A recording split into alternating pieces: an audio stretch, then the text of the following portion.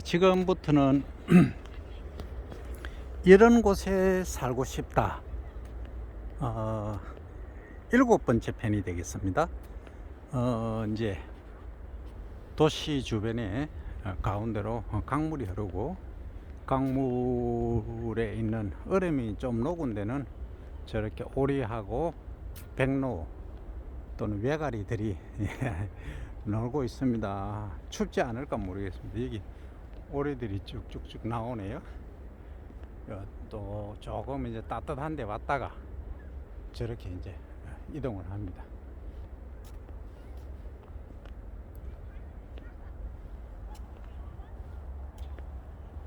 물이 흐르니까 얼음이 이제 조금 덜 얼었습니다. 고인 물에는 얼음이 완전히 많이 얼었죠. 두께가 한 7, 8cm 이상 됩니다. 예, 백로가 날기 시작했습니다. 유유히 나르네요. 이 다리가 불빛이 참 멋집니다. 이제부터 전기세가 많이 오른다는데 그 에너지에 관해서는 참 드릴 말씀이 많습니다. 많은데 지금 뭐 에너지를 다루는 시간은 아니더라도 제가 과거에 이제 경주차를 몰았던 적이 있는데 그 경주차 뒤쪽에 서면은 5초도 못 견딥니다. 메인이 치득하죠. 근데 최근에는 이제 제가 전기차를 타는데 전기차를 타면은 너무 편안하고 소리가, 그리고 뒤에 가도 뭐 메인이 전혀 없습니다. 그런 점들이 앞으로는 친환경 차가 대세이지 않을까 싶습니다. 그래서 유럽에서는 2032년부터는 그 RE100, 그러니까 친환경 차가 아닌 차는 도입을 수입을 하지 않겠다라고 선언을 했죠. 그 정도로 그렇게 세상은 지금 급변하고 있습니다. 급변하고 있는데 모르겠습니다. 그게 뭐 실현이 될지. 제가 이렇게 쭉 보면 미국이라는 나라가 정말 선진국이고 위대하고 대단한 나라다라고 생각하는데 저는 제일 미국이 안 좋은 나라다 이렇게 말씀을 드릴 수 있습니다. 이러니까 많은 분들이 놀라죠. 아니 뜬금없이 무슨 소리냐라고. 저도 미국에 2년 살아봤고 합니다만 제일 재미없는 나라가 미국입니다. 뭐 경유, 가솔린 뭐 쌉니다. 우리의 뭐 절반 가격 정도밖에 안 되죠.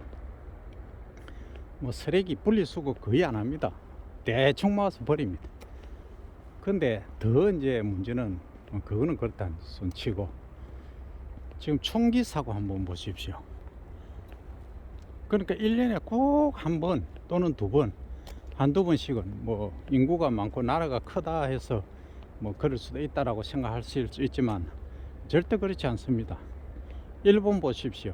인구가 1억 2천이고 미국이 3억 한 뭐 2, 3천 정도 되지 않습니까? 한 2.7, 800 이제 많은데 총기사가 안 일어납니다. 총기 규제가 안 된다는 거죠. 그래서 그런 걸 보면 여러 가지 이유는 제가 알고 있지만 뭐 공식적으로 말씀을 안 드립니다. 그게 과연 선진국일까? 그러니까 유럽에서 보면은 그렇게 총기 사고가 일어나지 않지 않습니까? 그래서 그런 것들이 과연 제가 볼 때는 선진국이라고 얘기할 수 있을까? 너무 선진화되면 그런가 하는 의구심을 가지지 않을 수가 없습니다. 그러나 우리나라는 어떻습니까? 뭐 여러 가지 비행 문제가 있긴 합니다만 총기 규제를 이제 하니까 아무나 이제 사용 못하죠.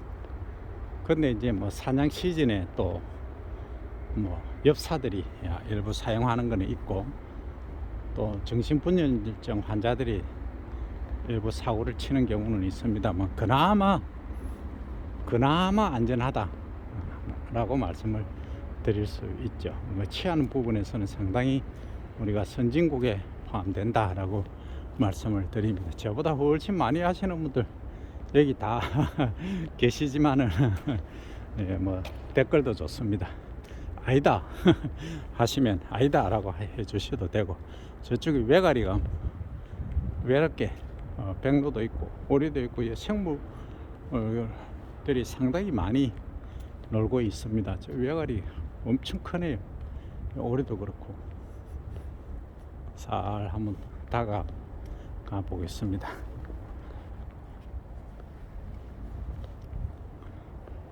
하얀 게 보이십니까? 조금 어두웠어. 잘 안 보이죠? 저쪽에 두 마리가 외롭게 있습니다. 이 오리들은 또 헤엄치고 있네. 예. 그래서 이제 제가 기농기촌 교육을 참 많이 했습니다. 근데 이제 제가 말이 교육이지, 교육을 하면서 저는 이제 농업적으로 하는 거하고 시골 살이 뭐 일부 말씀을 드렸지만, 제가 이제 역으로 많이 배우거든요. 이제 기농기촌 하신 분들도 계시고 하실 분들도 계시고 해서 그분들하고 이제 대화를 하고 이렇게 이제 하다 보니까 과연 앞으로 농촌이 어떻게 되겠는가, 이걸 이제 심히 걱정하지 않을 수가 없습니다. 그래서 일본이 어떻게 보면 잃어버린 30년 뭐 이야기를 하지 않습니까?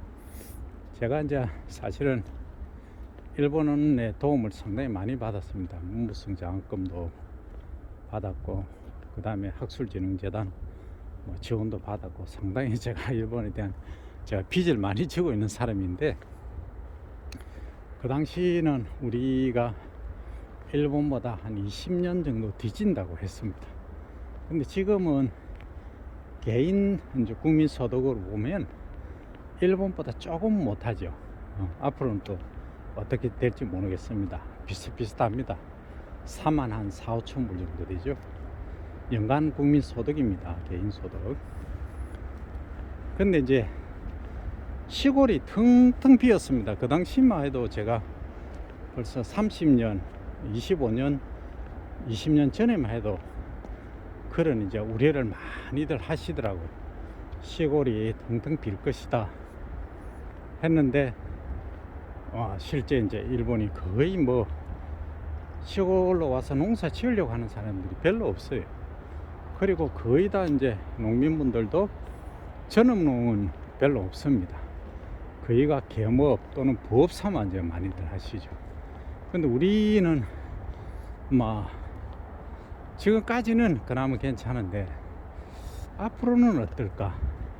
그래서 제가 추정해 보면 시골에 빈집들이 엄청 많거든요. 근데 이제 결국은 안 옵니다, 시골로 잘. 근데 오시는 분들은 이제 전원 생활을 즐기시고 하시는 기촌을 이제 하시는 거지, 기농을 하시려고 오시는 분은 드물죠. 그러니까 이제 기촌 하시는 분들은 뭐 집도 좀 뻔뻔하게 하고 좀 멋있게 제2의 인생을 살겠다 하시는 분들이고, 기농을 하시는 분들은 일단 이제 업을 해야 되기 때문에 좀 마음이 급합니다. 그래서 이제 여러 가지 조건이 다릅니다. 그래서 제가 이제 과연 도시에 있으면 요즘 구인난이 심각하지 않습니까? 인력을 참 구하기 힘들고, 시골에서도 마찬가지입니다. 시골에서 뭐 예를 들어서 양파 수확을 한다, 마늘 수확을 한다, 일하실 분들이 별로 없어요. 어떤 경우에는 뭐 하루에 일당을 sen일 할 때는 뭐 15만원 줘도 사람이 없습니다. 그리고 이제 딸기 농가에도 마찬가지인데, 딸기 수확 작업하고 하는데 뭐 여성분들 그 사람 못 구하거든요. 그래서 외국인 근로자들이 참 많이 들어와 있습니다. 이것은 나쁘다고 표현할 수는 없고 적절한 방법이 아닌가 싶습니다. 근데 여러 가지 뭐 일장일단이 있습니다. 다 말씀드리기 뭐하고, 어쨌든 이제 우리가 시골에 이제 살면은 뭐 전원생활 하시는 거야 참 좋죠.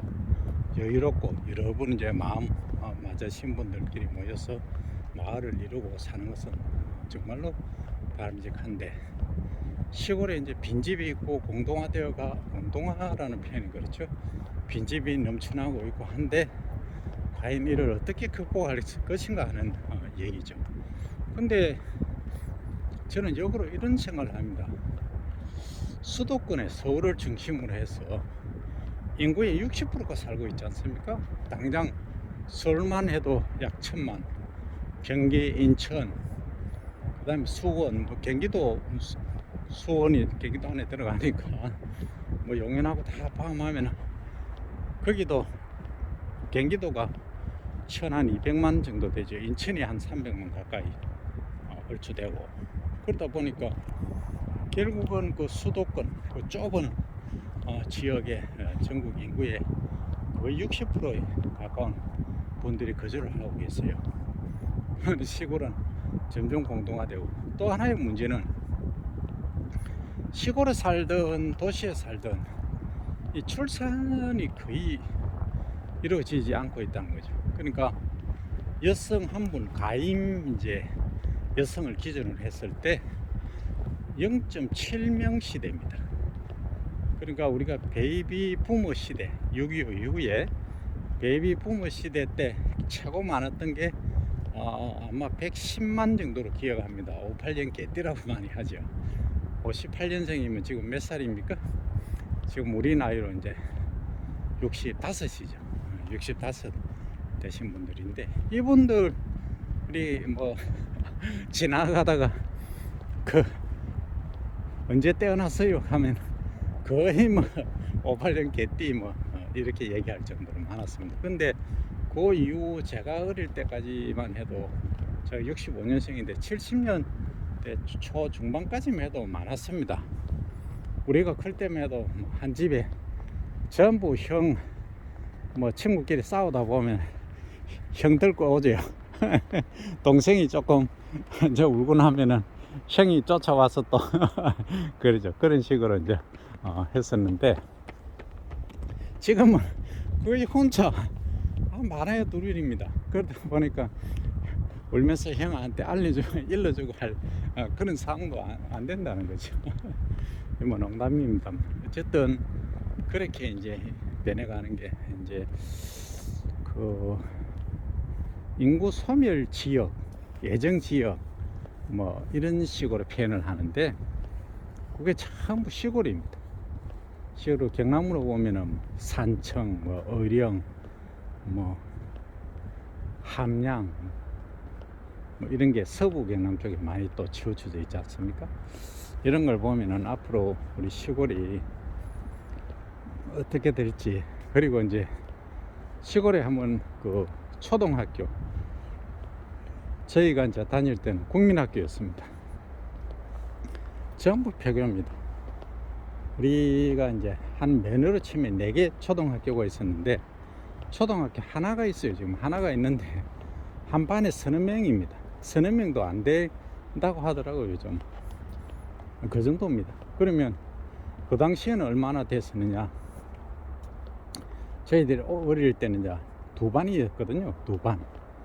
그러니까 1반, 2반, 2반에 한 반에 보통 50명씩 정도는 됐죠. 그럼 100명 정도 된단 말입니다. 그러면 한 400명, 이제 좀 큰 데가 있기 때문에 우리는 좀 꼴짝이었고, 한 면에 한 500명 정도는 됐다는 거죠. 500명 됐는데 지금은 한번 보십시오. 지금 너댓 명 있다는 거예요.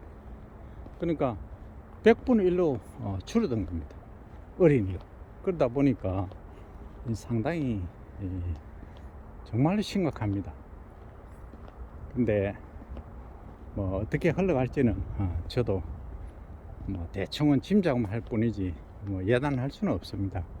근데 시골에서 좀 잘 살면은 몇 분 마음 맞는 분들끼리 기농 기촌, 뭐 특히 기농입니다. 기촌은 뭐 알아서들 하시니까 기농하시면은 장점도 많습니다. 그러니까 일단 이제 공기 좋고 물 좋고 뭐 기본 베이스로 깔지 않습니까? 그럼 건강 지킬 수 있죠. 두 번째는 이제 애들 교육인데, 젊어서 이제 오시는 분들은 애들 교육은 사실 도시하고 좀 많이 다르죠. 솔직히 그렇습니다. 뭐 차를 가지고 또 픽업하고 또 해야 되는 그런 부분들도 있습니다. 이제 그런 부분이 좀 어렵지, 나머지 부분들은 생활비 적게 들지 내가 자연과 더불어서 작물을 키워서 정말 내가 먹고 싶은 거 내가 재배할 수 있지. 참 그런 건 정말 좋습니다. 그래서 이제 뭐 인생을 살아가면서 어떤 걸 택할 것이냐는 본인의 결정에 따른 것이죠. 그런데 이제 제가 기농하시는 분들에게도 종종 드리는 말씀이 절대 1년은 체험을 하시라 합니다. 그냥 무턱대고 뭐 빈집 있다 하니까 그냥 오시고 하는데, 그것보다는 먼저 이제 남편분이 먼저 오셔서 조금 살아보셔야 됩니다. 살아보시고 집도 빈집 요즘 많으니까 빈집을 좀 개조를 조금 이제 하시고, 요즘 그 실력만 좀 있으시면 이제 뭐 자재 같은 거 좀 구입해서 이제 웬만하면 하십니다. 그걸 이제 그 공사하시는 분들한테 맡겨 놓으면 좀 경제적 부담이 너무 크죠. 그래서 본인의 기술을 조금 유튜브 하고 이런 거 좀 보시고 하면서 많이 좀 노력을 하셔서 하면은 큰 돈 안 들이고 이제 개조해서 사실 수가 있습니다. 그리고 이제 농사 짓는 것도